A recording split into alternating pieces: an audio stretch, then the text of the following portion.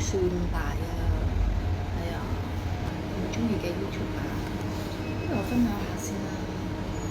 佢一路食嘢一路同我哋傾下偈。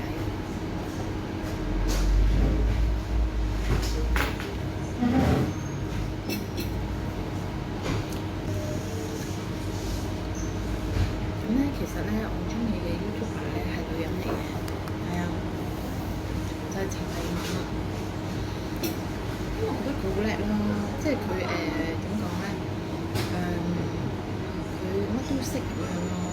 即係我覺得有佢一個朋友咧，就等於有3個朋友嘅快樂，唔係好誇張啊！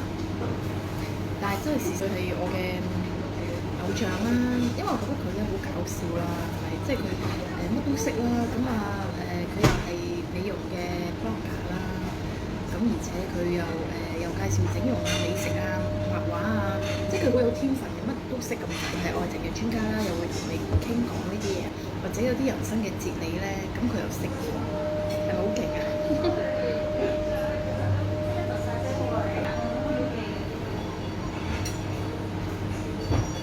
我都係用手食嘅，用手食覺得方便啲。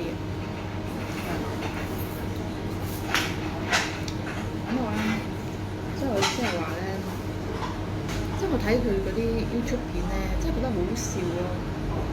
你覺唔覺得啊？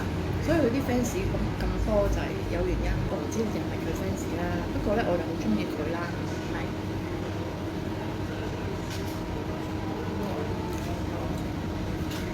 所以咧，有時朋友都係咁樣，即係佢一個咧可以等於你3個 friend 嘅快樂，咁好犀利先。係啊，因為就算你唔同嘅朋友啊，都係俾到你唔同嘅感覺㗎嘛，係咪先？唔係個個都即係啱傾㗎嘛，有時。所以咧，呢個好緊要咯。係啊。咁佢又乜都識啦，係咪？咁佢又養寵物喎，又介紹啲寵物喎，係咪？即係佢屋企有好多隻寵物啦 Fergie 啊，仲有咩啊？即係佢最近咧又新添咗2隻狗啦，係啊，同埋雞髀啊，係啊，好得意啊！佢以前仲誇張啊，養蜥蜴啊，養嗰啲蛇咧都試過，幾大膽。係啊，咁咧我咧試過去佢嗰度咧揾佢啦。咁咧我真係知道住邊嘅喎，因為早幾年咧我上過去佢屋企附近嗰度咧，即係去睇下佢住邊層啊，跟住喺樓下咧望上去啊嘛。咁跟住咧我知道佢住邊個單位，因為佢個路旁嗰度咧即係擺咗好多嗰啲古靈精怪嘢啊，有啲佛頭啊咁樣。如果中意佢嘅話咧，我會專登去揾佢啦，係。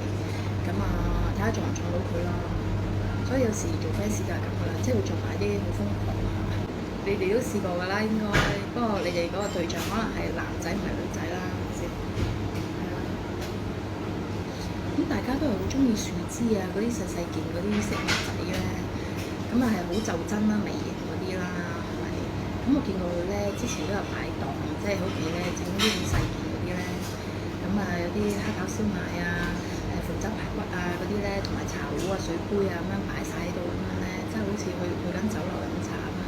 咁我都好中意呢啲喎，咁有啲好細件嗰啲飾物啊，有啲雪糕啊，有啲即係嗰啲咩水果啊都有啦，公仔圖案咧，即係咁細件咧，即係你見到都唔得意啦，好可愛，但係好搞笑，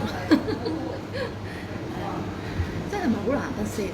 算你同啲 friend 啊，中意嘅嘢都唔同㗎嘛，係咪先？今日同大家先講下呢樣嘢。